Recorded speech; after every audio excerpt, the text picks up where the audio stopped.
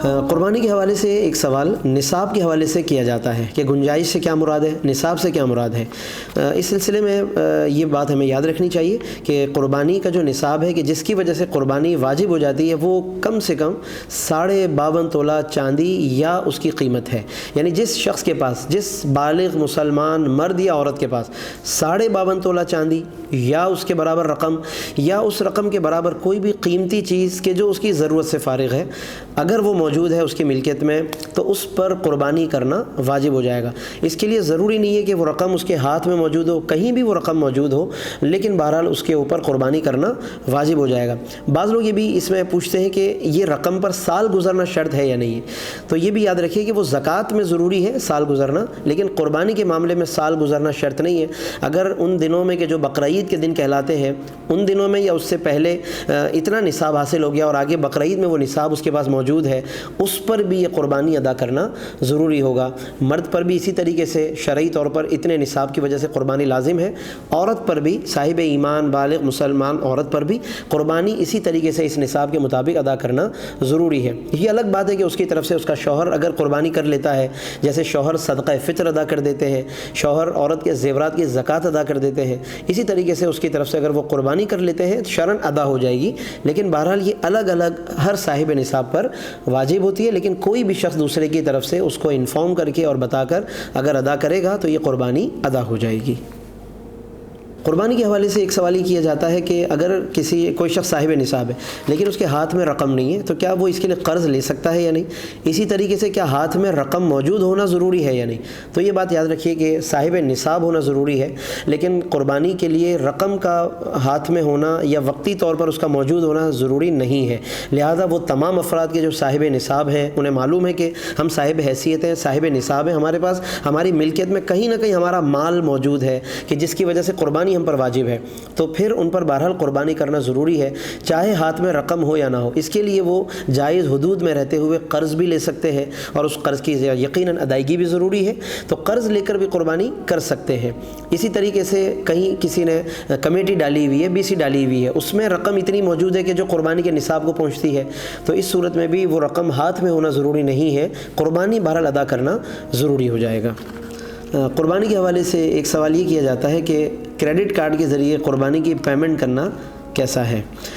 تو پہلی بات تو یہ ہمیں یاد رکھنی چاہیے کہ کریڈٹ کارڈ کا جو استعمال ہے شرعی طور پر یہ درست نہیں ہے۔ اس کے مقابلے میں ڈیبٹ کارڈ درست ہے، لیکن کریڈٹ کارڈ پہ چونکہ مارک اپ جو لازم آتا ہے اس پر آدمی جب ایگری ہو جاتا ہے تو یہ اس کا ایگری ہونے کی وجہ سے کریڈٹ کارڈ کا استعمال شرعاً غلط ہے اور علماء نے اس کو منع فرمایا ہے۔ تو اوورآل ظاہر ہے کہ منع ہے، لیکن قربانی کے موقع پر یقین خصوصی طور پر یعنی اس کی ممانعت ہے۔ اسی طریقے سے خدا نخواستہ کوئی حج بیت اللہ کے لیے جا رہا ہے اور اس میں اس کی پیمنٹ کریڈٹ کارڈ کے ذریعے کرنا چاہ رہا ہے، تو اسی طریقے سے قربانی کے موقع پر کوئی کریڈٹ کے ذریعے پیمنٹ کرتا ہے، شرعاً درست نہیں ہے۔ لہٰذا کریڈٹ کارڈ کا استعمال جو لوگ کرتے ہیں انہیں اس کا استعمال بھی ترک کر دینا چاہیے، اللہ کی حضور اللہ کی بارگاہ میں توبہ بھی کرنی چاہیے، اور اس طرح کی عبادات کے موقع پہ خاص طور پہ پیمنٹ کرنے کے معاملے میں کریڈٹ کارڈ کے حوالے سے بہت زیادہ احتیاط کرنی چاہیے۔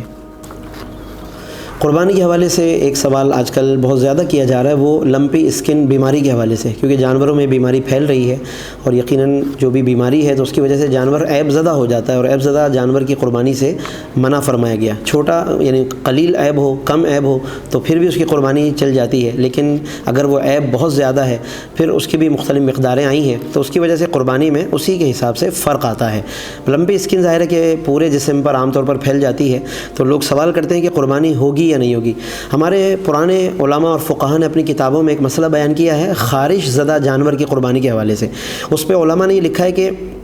اگر وہ خارش کی جو اس کو بیماری ہو گئی ہے وہ صرف اس کی کھال اور اسکن تک محدود ہو، گوشت تک اس کا اثر نہ پہنچاؤ تو اس کی قربانی جائز ہے، کیونکہ گوشت اس کا محفوظ ہے۔ لیکن اگر وہ اس قدر زیادہ متاثر ہو گیا وہ جانور کہ گوشت بھی اس میں مبتلا ہو گیا اور گوشت بھی اب درست نہیں رہا، تو اس خارش زدہ جانور کی قربانی شرعاً درست نہیں ہے۔ اسی پر قیاس کرتے ہوئے اگر ہم غور کریں تو لمپی اسکن میں اگر ابتدائی بالکل اسٹیج پر یہ بیماری ہے اور قربانی کے دن آ گئے اور ابھی تازہ اس کی بیماری کا آغاز ہوا تھا، ڈاکٹرز کے مطابق اگر وہ بیماری ابھی صرف اس کی کھال تک محدود ہے، گوشت اگر محفوظ ہے تو شرعاً اس کی قربانی درست ہو جائے گی، اگرچہ مناسب نہیں ہے کہ ایسے جانور کی قربانی کی جائے، کیونکہ مستحب اور بہتر تو یہ ہے کہ کسی قسم کا کوئی عیب نہ پایا جائے۔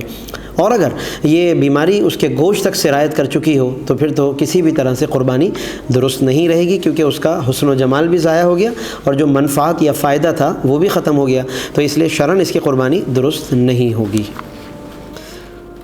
قربانی کے حوالے سے ایک سوال یہ بھی کیا جاتا ہے کہ جب ہم عیب اور نقص کی بات کرتے ہیں کہ قربانی کا جانور نقص سے پاک ہونا چاہیے، عیب سے پاک ہونا چاہیے، تو بہت سے لوگ یہ سوال کرتے ہیں کہ خصی جانور کی قربانی کرنا کیسا ہے، کیونکہ لوگوں کے ذہن میں یہ بات آتی ہے کہ یہ بھی ایک نقص ہے، یہ بھی ایک عیب ہے، تو آیا اس کی قربانی درست ہے یا نہیں؟ تو یاد رکھیے کہ یہ خصی ہونا جانور کے لیے عیب نہیں ہے، خصی ہونا یہ اس میں کوئی عیب والی بات نہیں ہے جانور کے لیے، کیونکہ اس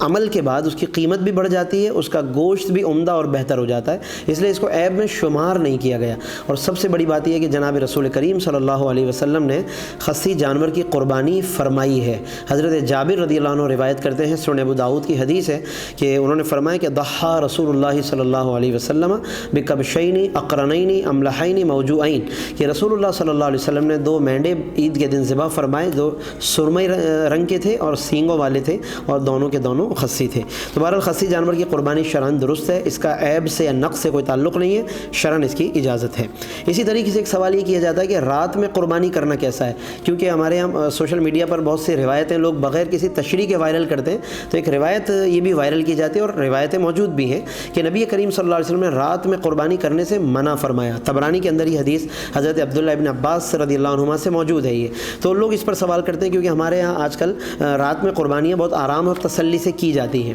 تو یاد رکھیے کہ شرعی طور پر اس میں حرج نہیں ہے۔ جس زمانے میں یہ بات منع فرمائی گئی اس کے بارے میں علماء فرماتے ہیں کہ وہ اندھیرے کی شدت کی وجہ سے منع کیا گیا تاکہ ذبح کرنے میں کوئی غلطی واقع نہ ہو جائے۔ اب چونکہ بہت اچھے پیمانے پر روشنیوں کا انتظام کیا جاتا ہے، انتظام کرنا ممکن بھی ہوتا ہے، تو اس وجہ سے ذبح کرنے میں غلطی کا امکان نہیں ہوتا، تو اس وجہ سے اس میں رات میں قربانی کرنے میں کوئی حرج نہیں ہے۔ اس کی مثال ناخن تراشنے کے حوالے سے ہے کہ بہت سے بزرگ جو ہیں رات میں ناخن تراشنے سے منع کرتے تھے، لیکن شاید کہ وہ اندھیرے کے اعتبار سے کہ اس میں نقصان ہو سکتا ہے، لیکن اب جب کہ روشنی وغیرہ کا اچھا انتظام ہوتا ہے اور اگر واقعی نقصان کا اندیشہ نہ رہے تو رات میں ناخن کاٹنے میں حرج نہیں ہے۔ اسی طریقے سے جانور کی قربانی رات میں کرنے میں بھی شرعاً حرج نہیں ہے۔ ایک سوال یہ کیا جاتا ہے کہ ذی الحجہ کا چاند ہونے سے پہلے ناخن اور بال تراش لیے جاتے ہیں، تو آیا ذی الحجہ کے دنوں میں پھر ان لوگوں کے لیے آیا بالکل سختی سے یہ منع ہے یا بال کاٹ سکتے ہیں؟ شرعی طور پر جو اس سلسلے میں حدیث وارد ہوئی ہے وہ خاص طور پہ ان لوگوں کے لیے ہے کہ جو قربانی کا ارادہ رکھتے ہوں، یہ بات تمام لوگوں کے لیے نہیں ہے، یہ ان لوگوں کے لیے کہ جو قربانی کا ارادہ رکھتے ہیں ان کے بارے میں فرمایا کہ وہ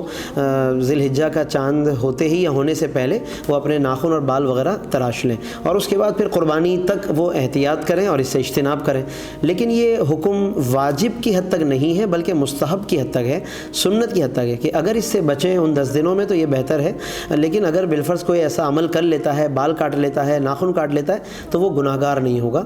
جب تک کہ خدا نخواستہ وہ سنت کی قصداً مخالفت کا ارادہ نہ کر لے، اور اللہ معاف کرے کوئی صاحب ایمان اس طرح جان بوجھ کر سنت کی مخالفت کرنے کا قصد اور ارادہ نہیں کر سکتا۔ بہرحال اس پر جتنا ہو سکے ہمیں عمل کرنا چاہیے، اور اس سلسلے میں یہ کہ ذی الحجہ کا چاند طلوع ہونے سے پہلے وہ تمام حضرات کے جو قربانی کرنے والے ہیں، قربانی کا ارادہ رکھتے ہیں، وہ پہلے سے ناخن اور جو بھی اضافی بال ہیں ان کو اپنے آپ کو صاف ستھرا کر لیں۔ اس میں بعض لوگ داڑھی کے حوالے سے پوچھتے ہیں کہ ہم داڑھی وغیرہ پہلے سے کاٹ لیں اور اب ذی الحجہ کے دنوں میں داڑھی سے اجتناب کریں، پھر اس کے بعد دوبارہ کاٹ سکتے ہیں یا نہیں؟ تو یاد رکھیے کہ یہ جو حدیث آئی ہے یہ دیگر بالوں کے بارے میں ہے، ناخنوں کے بارے میں ہے، سر کے بال اور جسم کے دیگر اضافی بال۔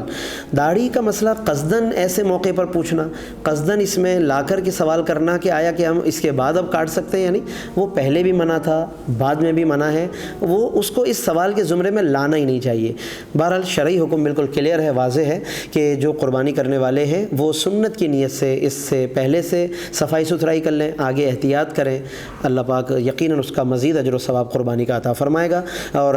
آپ تمام ناظرین سے یہ بھی گزارش ہے کہ ان تمام شرعی مسائل کو بغور سماعت کریں، بار بار سنیں تاکہ مسئلہ سننے اور سمجھنے میں غلطی نہ ہو۔ اور اس کے ساتھ ساتھ جو اس سے پہلے پارٹ 1 تھا فضائل کے حوالے سے، اہمیت کے حوالے سے، جس میں احادیث اور آیات کی روشنی میں قربانی کی فضیلت اور اہمیت بیان کی گئی، اس کو بھی توجہ سے سننے کی سعادت حاصل کیجیے، غور کیجیے تاکہ ہم بہت اچھی نیت کے ساتھ اللہ کی بارگاہ میں قربانیاں پیش کر سکیں۔ اللہ پاک ہم سب کو عمل کرنے کی توفیق عطا فرمائے اور اپنا قرب حاصل کرنے کی توفیق عطا فرمائے۔